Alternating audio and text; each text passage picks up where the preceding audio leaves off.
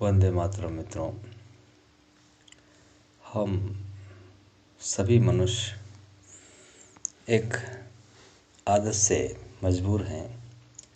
वो आदत है कि कोई अच्छा काम करने के लिए हम हमेशा सोचते हैं कि ये कुछ बाहरी व्यवस्थाएं ऐसी हो जाएंगी तो फिर मैं शुरू करूँगा।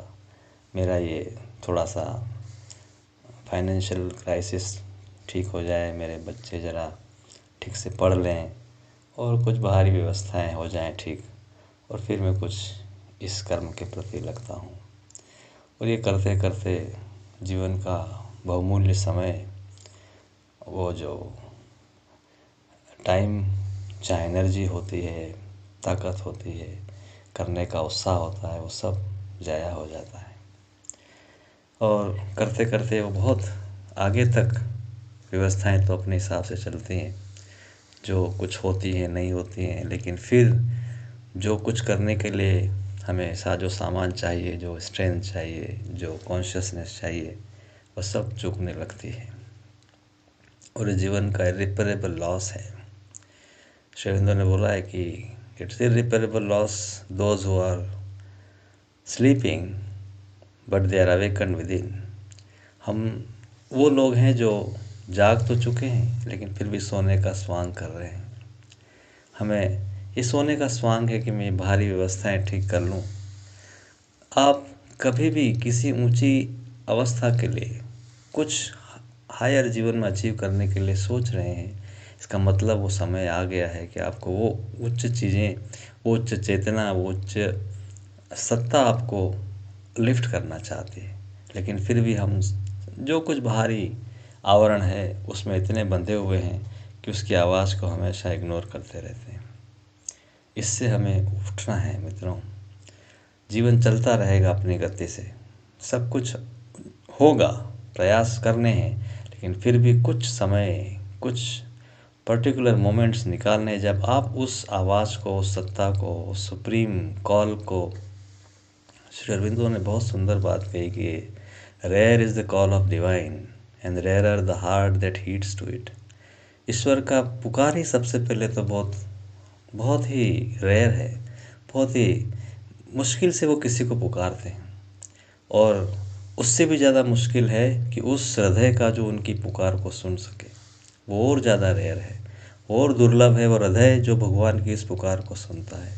तो हम सौभाग्यशाली हैं मित्रों कि हमारे अंदर कोई भाव जागता है कि जीवन ये कितना, हम ये सब ऑर्डिनरी लाइफ जीते रहेंगे, इनफ।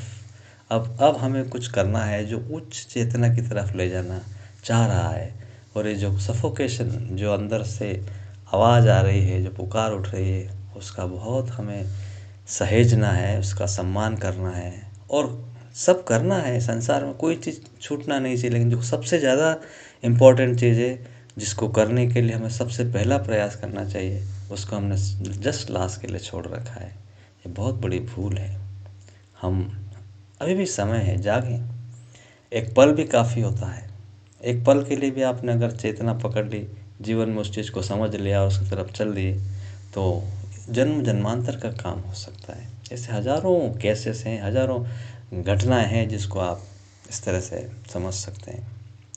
एक छोटी सी कहानी याद आती है। चैतन्य महाप्रभु के समय की बात है कि वो किसी एक मंदिर में जाने वाले होते हैं। तो जब वो चैतन्य महाप्रभु धीरे धीरे ईश्वर की भक्ति में, और जहाँ वो जाते थे वहाँ लोग बहुत, क्योंकि एक बार आपने उस सत्ता को अपने जीवन में उतार लिया तो जो भी आप करेंगे वो कर्म दिव्य हो जाते हैं।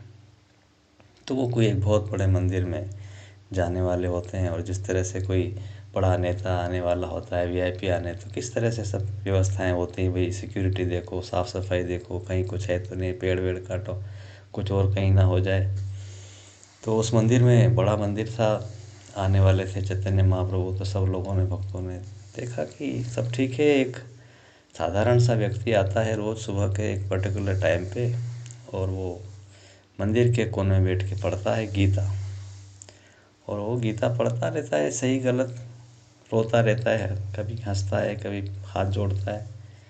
तो लोगों को अभ्यास हो गया था। लेकिन चैतन्य महाप्रभु आने वाले थे तो उनसे कहा कि बाबा जी आप रोज़ आते हैं और इसी समय में महाप्रभु भी आएंगे, तो आप ऐसा करें कि कल जब वो आएंगे तो आप थोड़ा उस तरफ पीछे की तरफ बैठ जाइएगा, ताकि उनके आने जाने में व्यवधान नहीं हो और आपके अपना जो अध्ययन है और जो आपकी साधना है उसमें भी आपको कोई कठिनाई ना हो।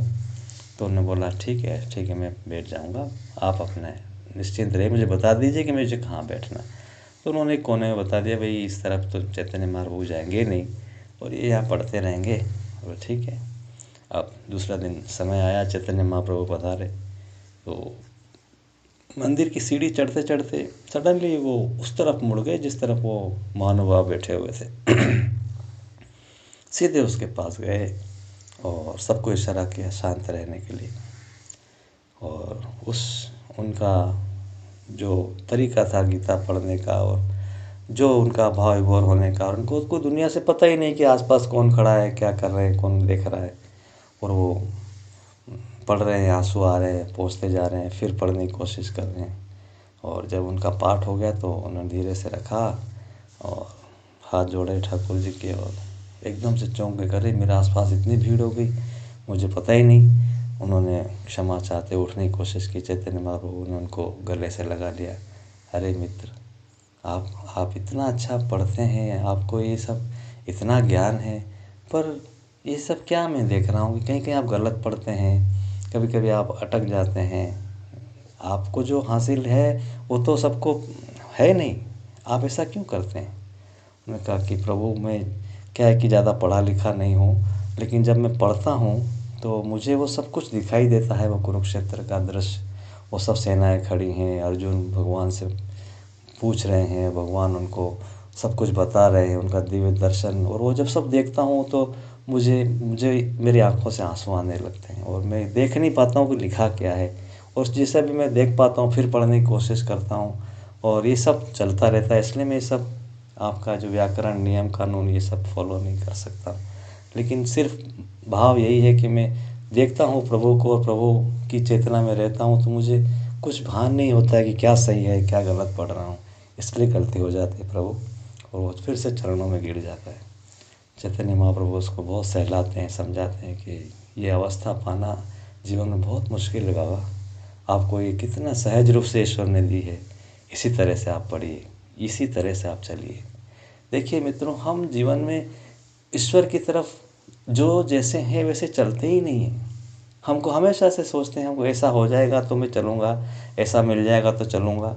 अरे जो मिला है जो है वहाँ से क्यों नहीं चलेंगे, और वहीं से रास्ता खुलेगा, वहीं से आपको उस उच्चतम चेतना की तरफ जाने के लिए ईश्वर आपका हाथ पकड़ के ले जाएंगे।